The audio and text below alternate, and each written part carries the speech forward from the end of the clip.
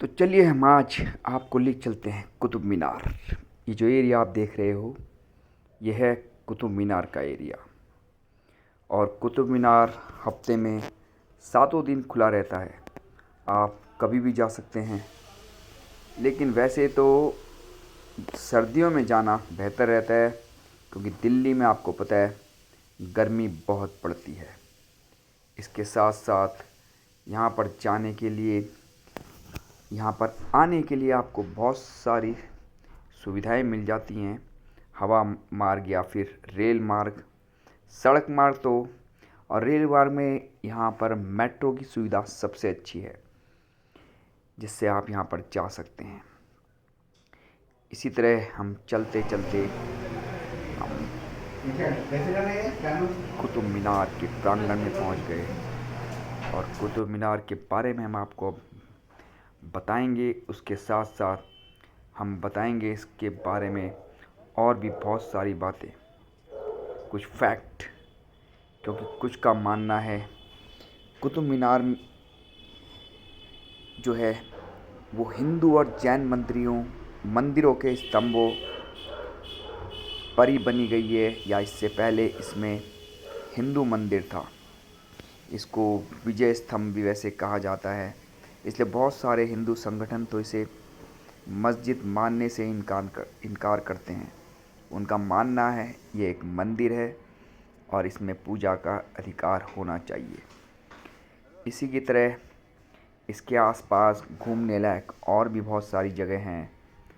एक तो महरौली का पुरातत्व पार्क भी है, जो कि 200 एकड़ में फैला हुआ है। इसके पास ही है, जो कि तोमर राजपूतों द्वारा बनाया गया था।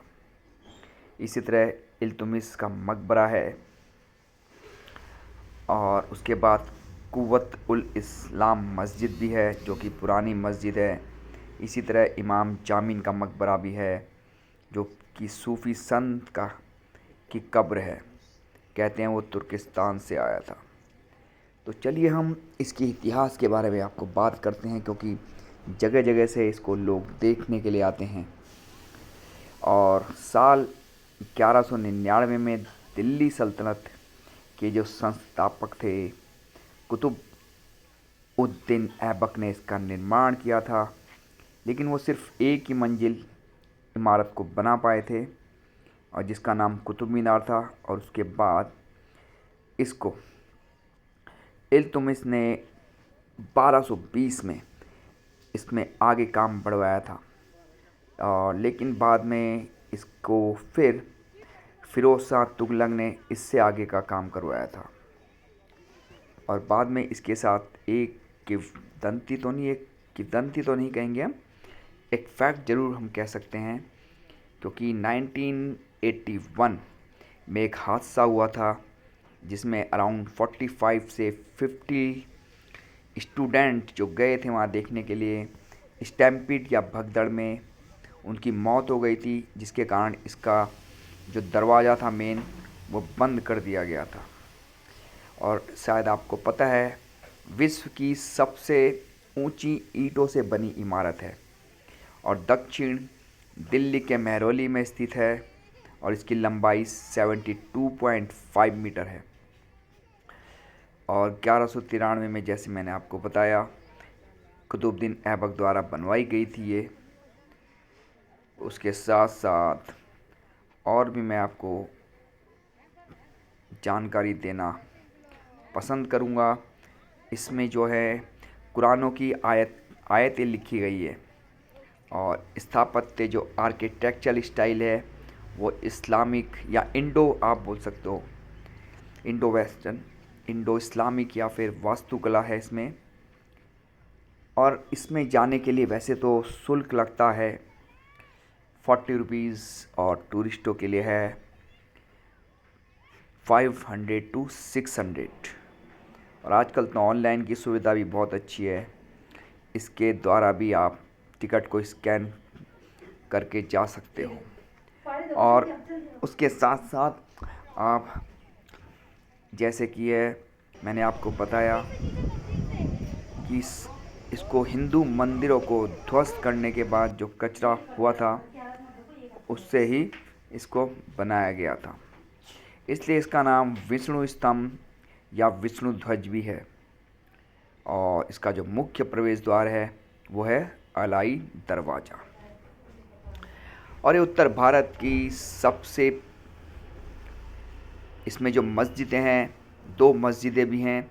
मस्जिद कुवत उल इस्लाम जो कि उत्तर भारत की सबसे पुरानी मस्जिद है, और ये इमारत जो है भारतीय इस्लामिक संस्कृति का बेहद उदाहरण है।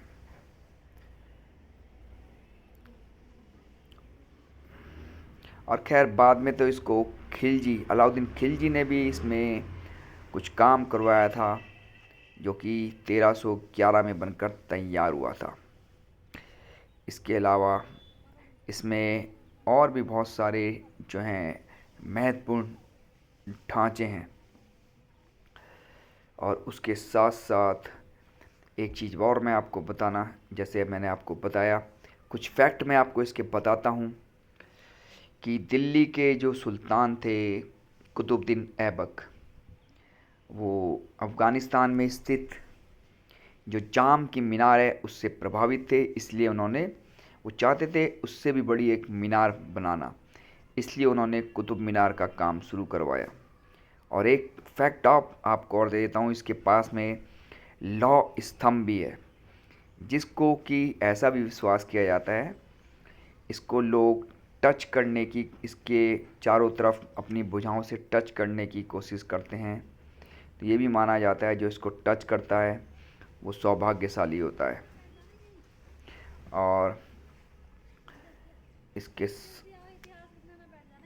इसके साथ साथ मैं आपको और जानकारी देता हूँ कि ये लाल बलुआ पत्थर से बनाई गई है, इसकी 3 मंजिलें, और उसके बाद तीसरी और चौथी मंजिल मार्बल और बलुआ पत्थर से बनाई गई है।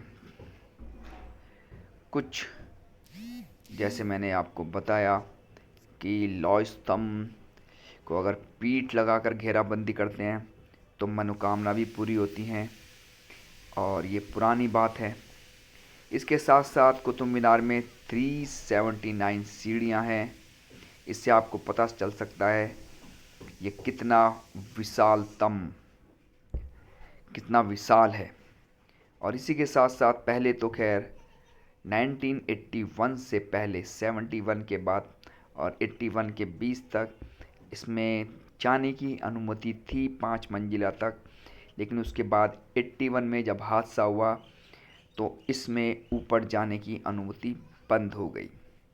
उसके बाद अब कोई इसमें जाता नहीं है। इसके साथ साथ जैसे जैसे आप आगे बढ़ते जा रहे हो, आपको भी आसपास यहाँ की ग्रीनरी दिखती जा रही है, और लोग भी यहाँ पर बहुत दूर दूर से आते हैं। और आजकल तो खैर फ़ोटो सेशन भी ज़्यादा होता है, इसलिए लोग फ़ोटो सेशन में ज़्यादा बिज़ी रहते हैं। इसी के साथ साथ मैं आपको और बताता चलूँ, इस महरौली इलाके के पास छतरपुर मंदिर भी है।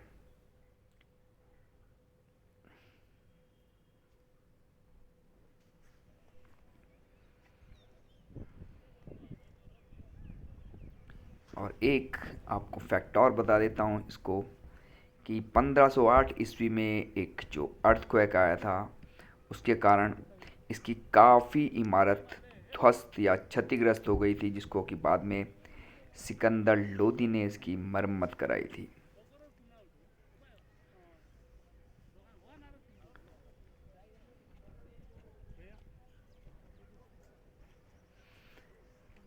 और बेसिकली जो इसका नाम है वो मशहूर मुस्लिम सूफ़ी संत ख्वाजा कुतुबुद्दीन बख्तियार काकी के नाम पर रखा गया था, और एक शानदार इमारत है ये। तो चलिए इसके साथ मैं ये अपनी वार्तालाप ख़त्म करता हूँ। और ये मुग़ल कालीन वास्तुकला की एक सर्वश्रेष्ठ मीनार है जो कि दिल्ली में स्थित है। इसके साथ मैं आपको अगले वीडियो में आपको और दूसरी जगह के बारे में बताऊंगा। शायद ऐसी ऐतिहासिक चीज़ के बारे में दूसरी जगह बताने का आपको प्रयास करूंगा। नमस्कार। मैं जल्दी ही मिलूंगा आपको अपनी दूसरी वीडियो के साथ। आपको ये जानकारी कैसी लगी इसके बारे में ज़रूर लिखना, और हो सके तो आप भी ज़्यादा से ज़्यादा ऐसी ऐतिहासिक जगहों पे जाना, नॉलेज गेन करना और अपने आसपास के लोगों को बताना। धन्यवाद। मैं आपको फिर मिलूँगा इस वीडियो के साथ।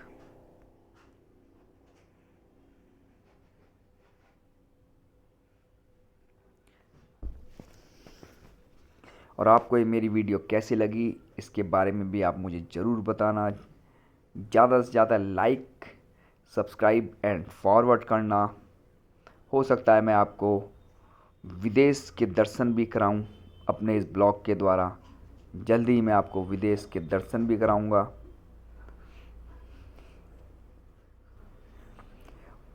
शायद आप उत्सुक होंगे वो कौन सा विदेश का पर्यटक स्थल है जहाँ के मैं आपको दर्शन कराऊंगा। तो चलिए नेक्स्ट वीडियो में आपको ले चलूँगा। हो सकता है मैं आपको कोई सरप्राइज़ आइटम भी दे दूँ अपने इस वीडियो के साथ। देखना मत भूलिएगा मेरे उस वीडियो को। तो चलिए अब मैं इसको समाप्त करता हूँ। धन्यवाद।